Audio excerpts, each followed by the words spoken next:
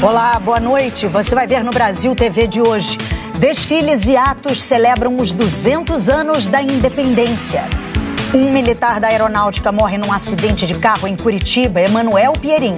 Ana Luísa, o grupo estava a caminho do desfile de 7 de setembro quando se envolveu no acidente. Daqui a pouco eu volto aqui no Brasil TV com mais detalhes. Um secretário de Roraima é preso depois de um atropelamento. Camila Costa. Oi, Ana Luísa. O secretário do Índio aqui de Roraima atropelou uma jovem de 22 anos no final de semana, foi detido por suspeita de dirigir embriagado e foi liberado após pagar fiança. Daqui a pouco eu volto aqui no Brasil TV com os detalhes desse caso. A polícia tenta recapturar um bandido em Campo Grande, Oswaldo Nóbrega. Ana Luísa, o detento descobriu que voltaria para a prisão. Ele sacou a arma, quebrou a grade e fugiu. Daqui a pouco eu volto aqui no Brasil TV com essa história. Um homem morre depois de colocar uma prótese dentária em Goiânia. Giovana Dourado.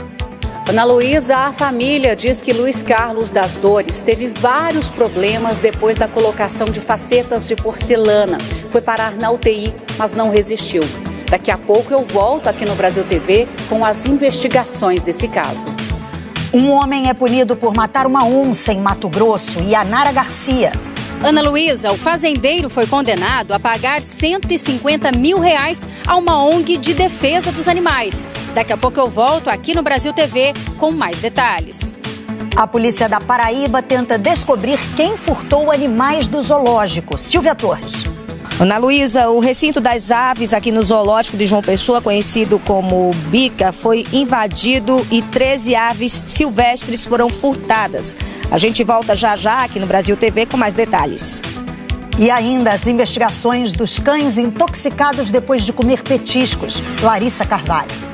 Oi, Ana Luísa. O Ministério da Agricultura encontrou irregularidades na fábrica de um fornecedor da empresa que produz os petiscos. Já já eu vou dar mais detalhes aqui no Brasil TV. As queimadas preocupam no Pará e no Amazonas. Lidiane Albim e Rutiene Bindá. Ana Luísa, o número de queimadas em setembro já supera o mês em 2021.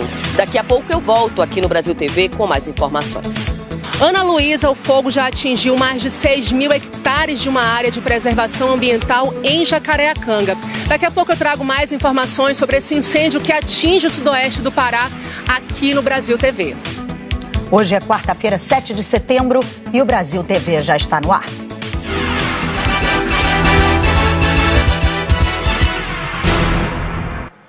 De norte a sul do país, o bicentenário da independência marcou a volta dos desfiles de 7 de setembro às ruas. Quem mostra é a Lilian Ribeiro. Oi, Ana Luísa. Aqui no Rio de Janeiro, as comemorações pelos 200 anos da independência do Brasil se concentraram em Copacabana. Durante a tarde, um tributo cívico-militar reuniu uma multidão na Avenida Atlântica. Em Brasília, a Esquadrilha da Fumaça cruzou o céu da capital. O desfile contou com 3.100 militares e 1.500 civis. O presidente Jair Bolsonaro chegou à esplanada dos ministérios, acompanhado da primeira-dama Michele Bolsonaro. Bolsonaro tem sido criticado por usar a data e as comemorações eleitoralmente. Apesar de convidados, os presidentes do Supremo Tribunal Federal, ministro Luiz Fux, do Senado, Rodrigo Pacheco, e da Câmara dos Deputados, Arthur Lira, não compareceram. A chuva intensa no feriado não intimidou o público que foi conferir o tradicional desfile militar em São Paulo, que estava suspenso há 2 anos por causa da pandemia. Em pelo menos 19 capitais, manifestantes se reuniram no Grito dos Excluídos. Grupos religiosos, integrantes de movimentos sociais e centrais sindicais pedem direitos básicos como moradia, alimentação, saúde e emprego, além de políticas inclusivas para mulheres, indígenas e negros. Volto com você no estúdio do Brasil TV. Ana Luísa. Você vai ver a cobertura completa dos atos deste 7 de setembro logo mais no Jornal Nacional. Um militar da aeronáutica morreu num acidente de carro na região metropolitana de Curitiba. Emanuel Pierin. Esse acidente aconteceu por volta das 4 horas da manhã. Essa é uma via que conecta Colombo com a capital paranaense, a rua Comendador Funabashi Tokuji. Segundo informações da Polícia Militar, o carro vinha de Colombo para Curitiba quando o motorista perdeu a direção, rodou na pista e bateu em um poste. Dentro do carro, além do motorista, estavam mais 3 passageiros. Um deles, um jovem de 19 anos, acabou morrendo no local. O motorista e outros 2 passageiros ficaram feridos e foram levados para hospitais da região. Esse jovem de 19 anos morava na região, de acordo com as informações, e integrava as Forças Armadas. Ele era um militar da Aeronáutica. Um secretário estadual de Roraima foi preso com sinais de embriaguez depois de atropelar uma jovem. Camila Costa. Oi, Ana Luísa. Pois é, o secretário do Índio aqui de Roraima, Marcelo da Silva Pereira, de 38 anos, atropelou uma jovem de 22 anos no domingo aqui em Boa Vista. O acidente aconteceu em uma praça onde ocorria a 21ª parada do orgulho LGBTQIA+. Ele foi preso, mas na audiência de custódia ele pagou uma fiança equivalente a 10 salários mínimos, pouco mais de R$12 mil, e foi liberado. Em nota, o secretário informou que a jovem não fez qualquer menção para atravessar a rua e teria entrado na avenida de forma súbita. Também informou que prestou socorro à vítima. Com a batida, a jovem fraturou o braço esquerdo e teve escoriações na região do joelho e também no rosto. Em nota, o governo do estado informou que o caso será devidamente apurado, ressaltou que não compactua com desvios de conduta e dessa forma adotará as medidas administrativas. Marcelo aparentava sinais de embriaguez e se recusou a fazer o teste do bafômetro, ainda segundo a Polícia Militar. Volto com você, Ana Luísa. Em Mato Grosso do Sul, a polícia procura um detento que sacou uma arma e conseguiu fugir da cela. Quem conta é o Oswaldo Nóbrega. Oi, Ana Luísa. O detento Edgar Salles, de 39 anos, foi até a central de monitoramento eletrônico e ficou irritado ao saber que ia ficar preso por danificar a tornozeleira. Ele ameaçou os policiais penais com uma arma e fugiu do local. A polícia faz diligências para tentar prendê-lo. A AGPEM, que é a agência que administra o sistema penitenciário de Mato Grosso do Sul, informou que está analisando as imagens e as informações para apurar as circunstâncias do fato. E serão definidas novas estratégias para evitar que isso volte a acontecer novamente. De acordo com a AGPEM, os policiais penais que atuam na central de monitoramento não trabalham armados, porque a unidade é de administração e controle. E ainda não foi regulamentado o uso de armas para esses servidores. Ana Luísa. Um funcionário público morreu com infecção generalizada depois de colocar uma prótese dentária em Goiânia. A Giovana Dourado explica. Oi, Ana. O senhor Luiz Carlos das Dores tinha 56 anos. Ele morreu no dia 18 de agosto de infecção generalizada. Segundo a família, a morte foi em decorrência de várias complicações depois de um tratamento dentário para colocação de 24 facetas de porcelana. O companheiro de Luiz Carlos, Benedito Antônio, contou que uma radiografia que foi feita na época, ainda em maio, mostrava que ele já tinha desgaste ósseo e periodontite, que é uma infecção. Depois do implante, o senhor Luiz Carlos teve inchaço e dores. Já no começo de agosto, ele precisou ser internado, foi transferido para uma UTI, mas não resistiu. A defesa da dentista Jamile Silva disse que não foi notificada oficialmente de nenhuma das denúncias e que não houve negligência com o paciente. Ana Luísa. O Ministério da Agricultura apontou irregularidades na fábrica do fornecedor da empresa que produz os petiscos suspeitos de ter intoxicado cães. A Larissa Carvalho atualiza esse caso para a gente. Oi, Ana Luísa. O Ministério da Agricultura fez um ofício e enviou com alertas importantes para algumas organizações, como a Associação Brasileira da Indústria de Produtos para Animais de Estimação e o Sindicato Nacional da Indústria de Alimentação. Neste documento, o Ministério da Agricultura afirma que a Tecnoclean, com sede em Barueri, no interior de São Paulo, a fornecedora do propileno glicol da Bassar, não tem registro no Ministério e nem licença para fabricar a substância. O propileno glicol é uma substância permitida e muito usada na fabricação de alimentos para cães.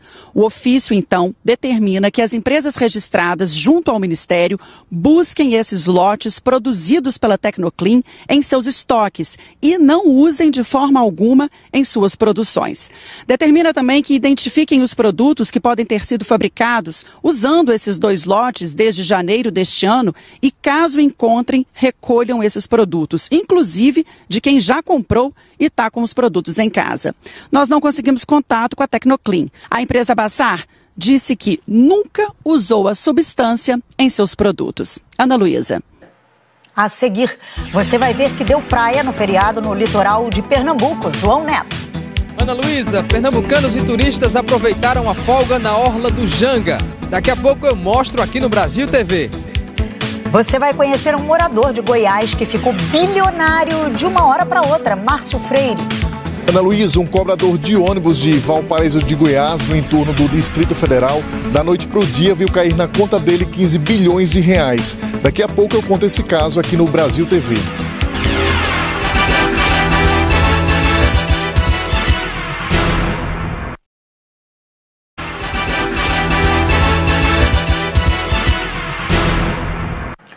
O Brasil TV está de volta, setembro mal começou e o número de queimadas no Amazonas já supera o total registrado no mês em 2021. Quem traz os dados para a gente é a Rutiene Bindá. Ana Luísa, os dados são do Instituto Nacional de Pesquisas Espaciais, o INPE, que mantém um programa de monitoramento das queimadas desde 1998. E de acordo com essa contagem, os dados de setembro já são preocupantes. Aqui no Amazonas, entre 1º e 6 de setembro de 2022, foram registrados 3.347 focos de queimadas. Em 2021, levando em consideração os 30 dias do mês de setembro, foram 2.799. A região que mais queima aqui no estado do Amazonas é no sul, principalmente nos municípios de Apuí, Lábrea e Humaitá.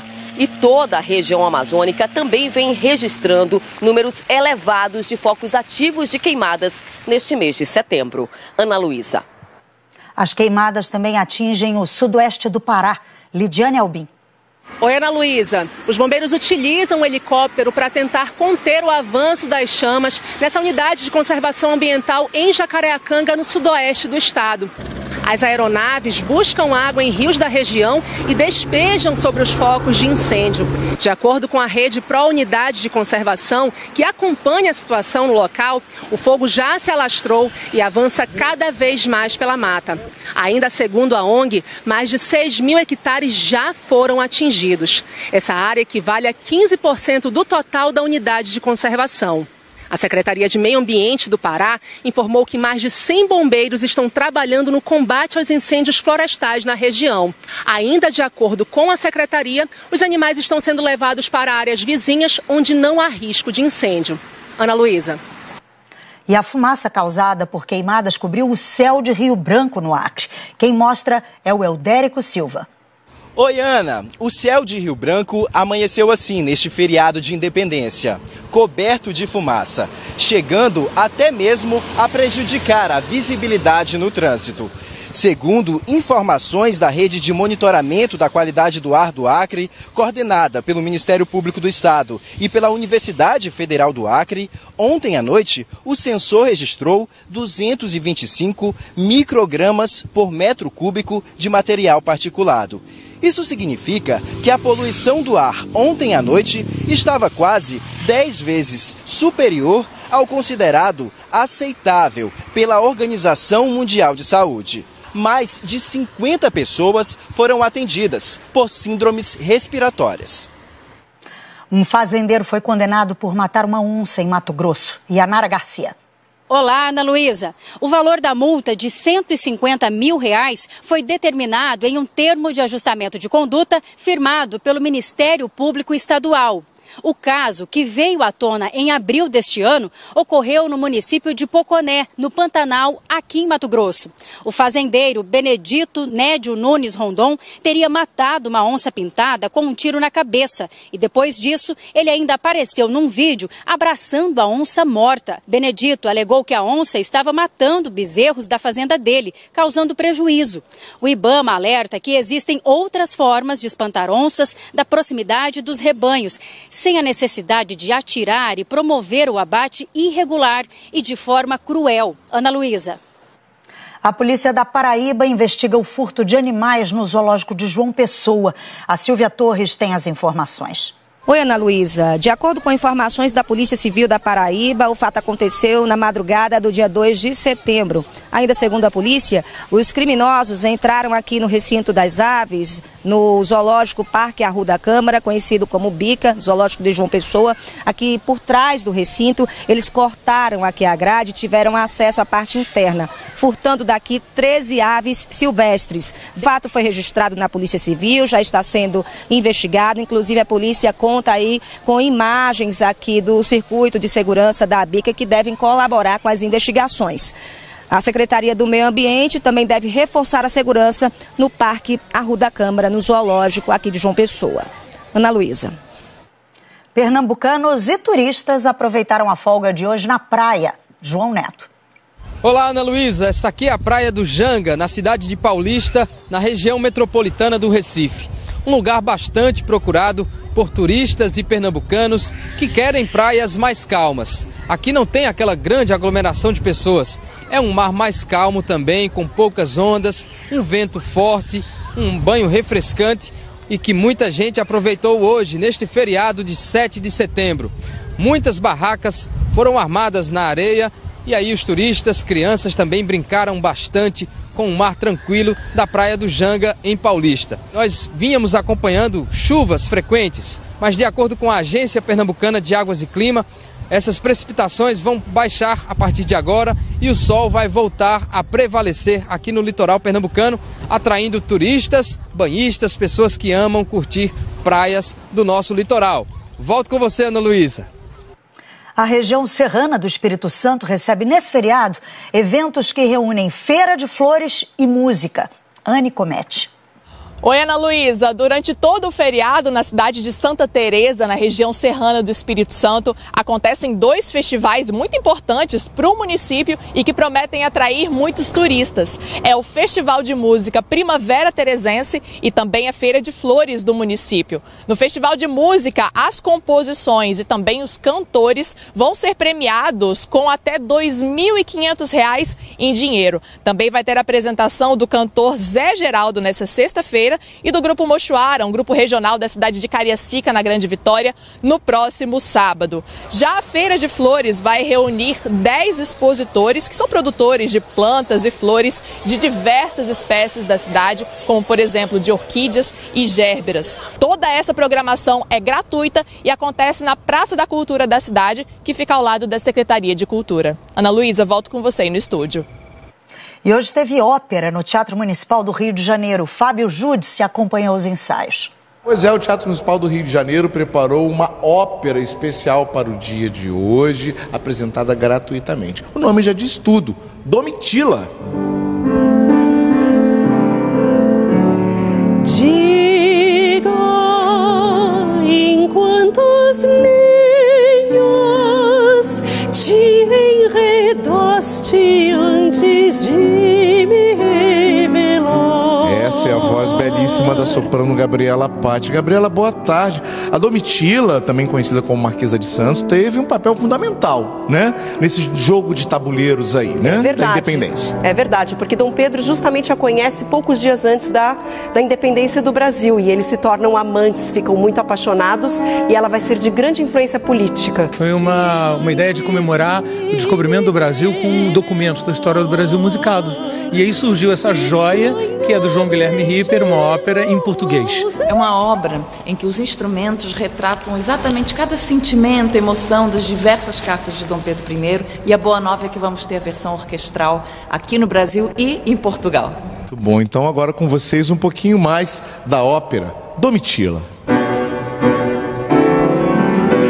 Paraty, Santos, Piaubiru, São Vicente tornaram pajés, Caraíbas tornaram pajés, Caravelas, Canoas, Fábio Júdice para o BR-TV.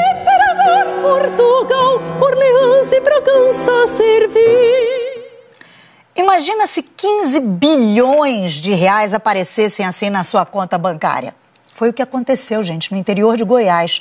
O Márcio Freire conta essa história. Oi, Ana Luísa, já pensou da noite para o dia, do nada, 15 bilhões de reais na sua conta? Pois é, foi isso que aconteceu com um homem de 51 anos que trabalha como cobrador e que mora em Valparaíso de Goiás, no entorno do Distrito Federal. No dia 13 de abril de 2019, o homem teve 15 bilhões de reais depositados na conta dele de forma indevida. Ele não sabia de onde vinha esse dinheiro e então comunicou ao banco, que disse que foi um erro de operação e que esse erro seria corrigido no primeiro dia útil. Mas o cliente passou o fim de semana sem poder usar o cartão e isso gerou muitos transtornos. Ele foi abastecer o carro e não conseguiu pagar porque o cartão não passava.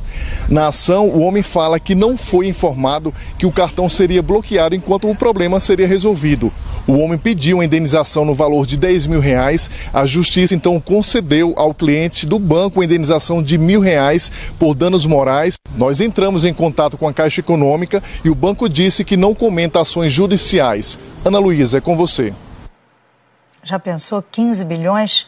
Nossa, Brasil TV fica por aqui, gente. Uma ótima noite para vocês.